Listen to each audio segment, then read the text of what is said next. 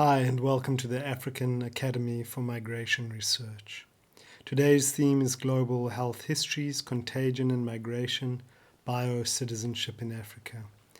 And I'm Dr. Matthew Wilhelm-Solomon, and I'll be giving the lecture today.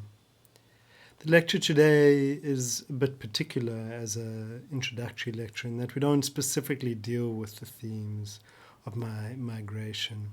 The idea today is to explore the concept of biocitizenship, some of the history of the term, some of the limitations, and how we can use the term in various ways.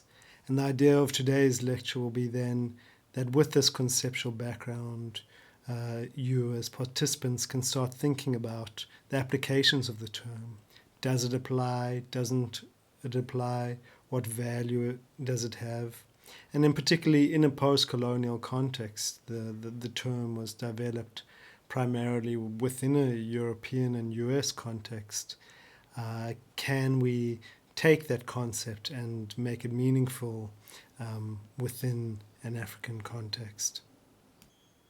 But first, we cannot really understand the concept of biocitizenship or biological citizenship without understanding a related concept which informs it of biopolitics.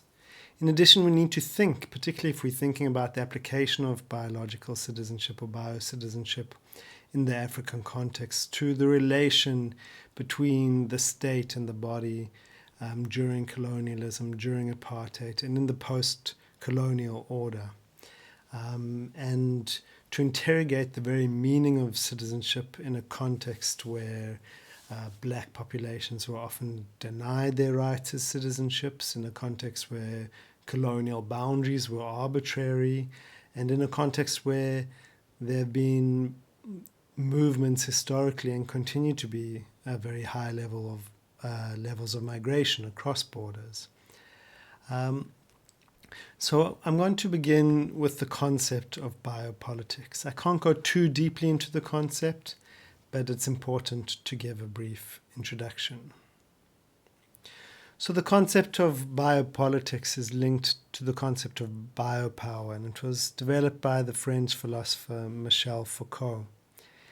In particular, biopower refers to the power's hold over life and the acquisition of power over man insofar as man is a living being, as Foucault writes. Of course, he is speaking more generally, including a woman, non-binary groups, but that is the language that is in the original text.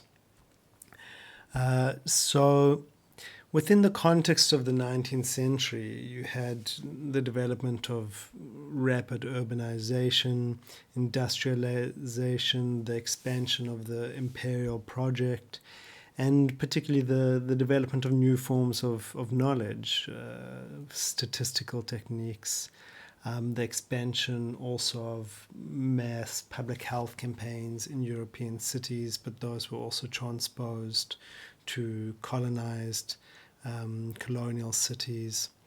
And so in this, the biological came under state control. And Foucault writes there was a shift in the sovereign right to take life or let live, to a power to make live and let die. So he writes in his book, The History of Sexuality, one might say that the ancient right to take life or let live was replaced by a power to foster life or disallow it to the point of death. So this is a very distilled formulation of the concept of biopower. But what does this actually mean? Well, to think pragmatically about it, in Foucault's conception of power, power is not simply negative. It's not simply the power to maim or kill or do harm. Power also has a positive effect. So, for instance, to provide public health campaigns or, with the development of the welfare state, for instance, primarily in the 20th century, the state in particular, but later humanitarian agencies, developed the power also to give life. So why, you might ask, is this a form of power? Well, the power to give life always also confers a power over the bodies of those to whom life is given. And in addition, there is often inequality in who is given life, who is given resources, who is abandoned to illness and death. And of course, for instance, in South Africa with the apartheid project, the resources, the health resources, the economic resources invested in white populations was vastly greater than those invested in black populations, and these dynamics persist to the post-apartheid period.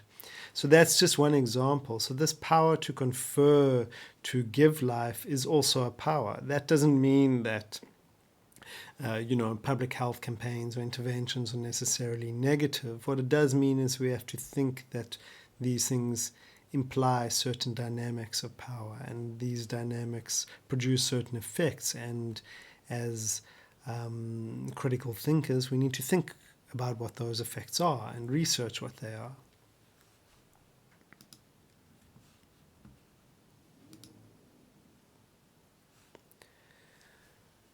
So Foucault also writes about new techniques of power that emerge within the 17th and 18th centuries. There's what he terms disciplinary power, which is an anatomopolitics of the human bodies, which is, he writes, discipline produces subjected and practiced bodies, docile bodies. Discipline increases the force of the body in economic terms of utility and diminishes these same forces in terms of political obedience. So what he terms disciplinary power, I'm not really going to go into now, but it's linked to the force of really disciplining a labor force. And of course, again, if we think of the colonial project, at the center of the colonial project was the disciplining of black bodies to produce bodies who are amenable to labor in mines, in farms, in, forest plantations and so on. But he distinguishes biopower or biopolitics from this. He writes, unlike discipline, which is addressed to bodies, the new non-disciplinary power is applied not to man as a body, but to the living man, to man as a living being, so the biopolitics of the human race. So in essence, biopolitics implies the management of populations, not just the management of individual bodies, that within the state's domain of power, populations come under their control, in essence, and this obviously implies in the colonial project, as Foucault writes, certain power dynamics, particularly those around race. Which populations are allowed to live? Which populations are left to fall ill, to die? And so one cannot think of biopolitics outside of the domain of the project, the racialized project of imperialism.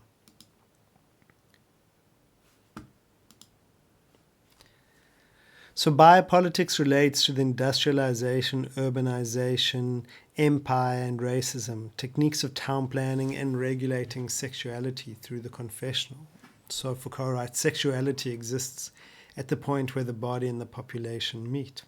So the regulation of sexuality becomes central to biopolitics. And you might ask how? Well, there are obvious points in South African and post-colonial history. For instance, during apartheid, the bar on different races having sexual relations. Well, this was obviously the regulation of sexuality was a means to control the population.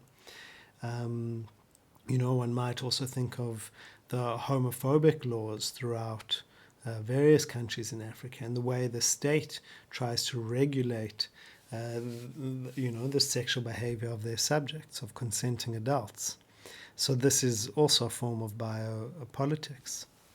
Biopolitics, also medical and public health dynamics involve biopolitics. Foucault writes, medicine is a power knowledge that can be applied to both the body and the population, both organism and biological processes, and it will therefore have both disciplinary and regulatory effects. So writes, it is in this moment that racism is inscribed as the basic mechanism of power as it is exercised in the modern states. Racism is primarily a way of introducing a break into the domain of life that is under power's control, the break between what must live and what must die. So the formation, I mean, Foucault's not saying that racism didn't exist before the 19th century. Of course, forms of racism and, ethnic discrimination, xenophobia pre-existed this. But what he's saying that within the emergence of the 18th, 19th century, you have the emergence of race as a state project, as a formalized, regulated state project. And of course, the outcomes of that we've seen: Nazism, the racism of the colonial project. And so the race becomes embedded in the kind of state apparatus.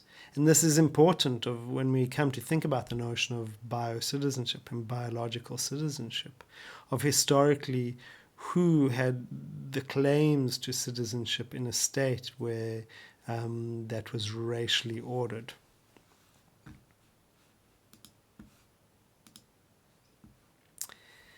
Thinking about this, and I think Foucault definitely discusses biopolitics in the context of race, empire, colonialism, but his analysis is not very deep in terms of that. And I think we do need to think about the context of biopolitics in relationship to anti-colonial and post-colonial thinkers and theorists, and also the feminist theorist who I'll discuss, Phumla Qola.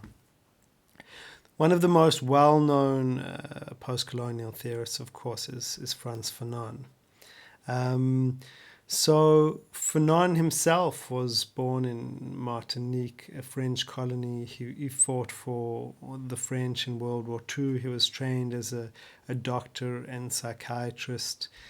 In France, he worked in an asylum in Algeria for the colonial administration before he left and joined the Algerian liberation movement in 1955.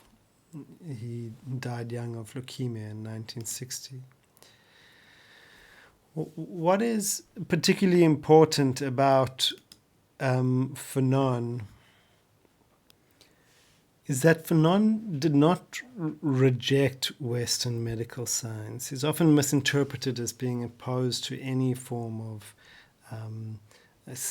science linked to the colonial project. But what he outlined very clearly was the way in which the scientific project became, or the medical project became, bound up with the violence of the colonial state.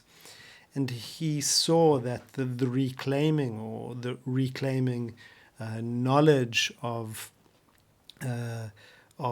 formed in and through the colonial project and medical knowledge was part of the anti-colonial agenda. But he was conscious of the ambivalent relationship that colonized populations had towards the colonial state.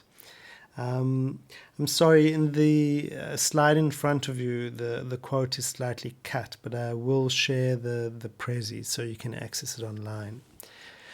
So Fanon writes, Western medical science, being part of the oppressive system, has always provoked in the native an ambivalent attitude.